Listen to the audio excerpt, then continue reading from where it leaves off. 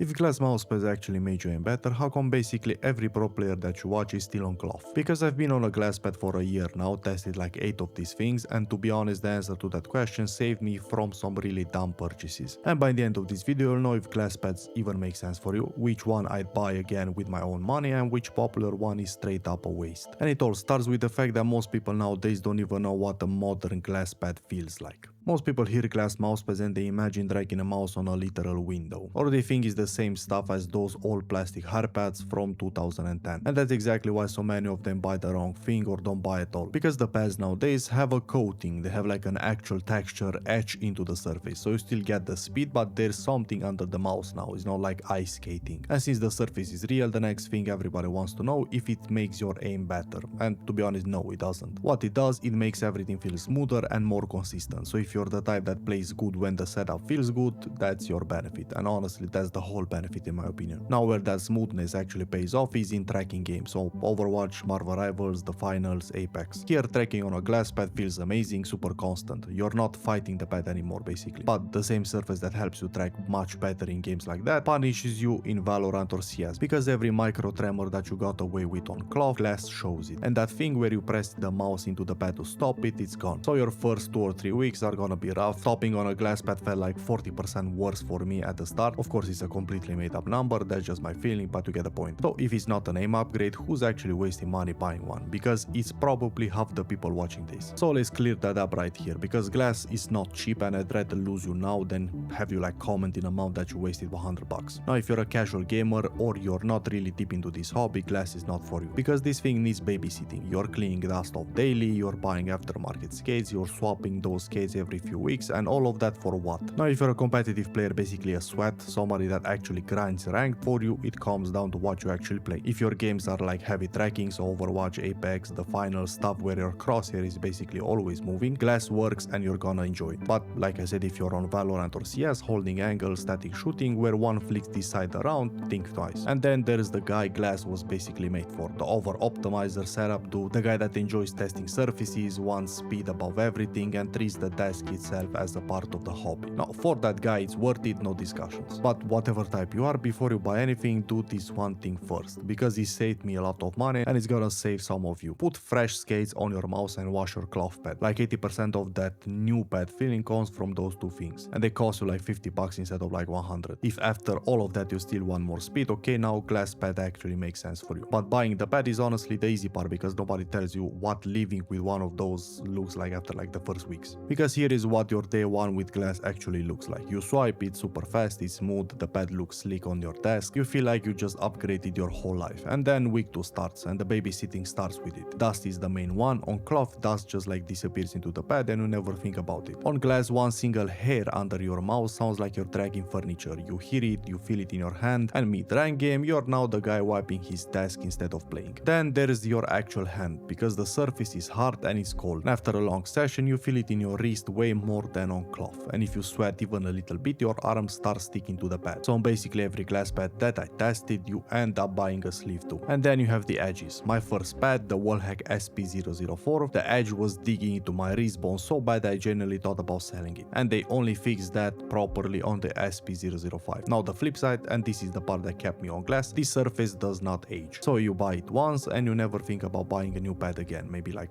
ever. But even that's not the biggest thing I learned this year, because the biggest thing wasn't even about the pads. It was the skates under the mouse. And I'm not exaggerating this, in my opinion is like legit 50-50. Half the feeling comes from the surface and half from what's touching it. I've had the same pad feel like two completely different products just from swapping skates. And there's a few things going on there. You have the shapes of full-size skates versus dots. Full size is more stable and a bit slower. If you get dots, suddenly the pad is flying. Then you have the materials, so PTFE, Obsidian, Sapphire, all this stuff exists now. And on top of that, most of these come in a speed version or like a control version. Meaning the same glass pad with control skates versus speed skates is a bigger difference than switching between two pads from two different brands. Which is exactly why before you drop money on a second pad because yours feels like wrong, try different skates first. You can literally tune the pad you already own, faster, slower, more control, or whatever you want. And here is where it gets funny, because glass eats skates. On cloth your skates last basically forever, on glass they wear down constantly, and war skates is exactly why people go online and write that their pad goes slower after like 2 months. months. The pad didn't change, glass doesn't change, your skates are cooked and you're feeling the difference. Now for me I have to change the set every 3 to 4 weeks, and to be fair that's on me. I grip the mouse like I'm trying to kill it, so if you have like normal tension control you'll get more out of them. But either way that's the real recurring cost of glass that nobody puts in the price. The pad is like $100 once, the skates are the subscription. So now that you know half the feeling is under the mouse, let's finally talk about the pads themselves, because once you know that, some of these get embarrassed real fast.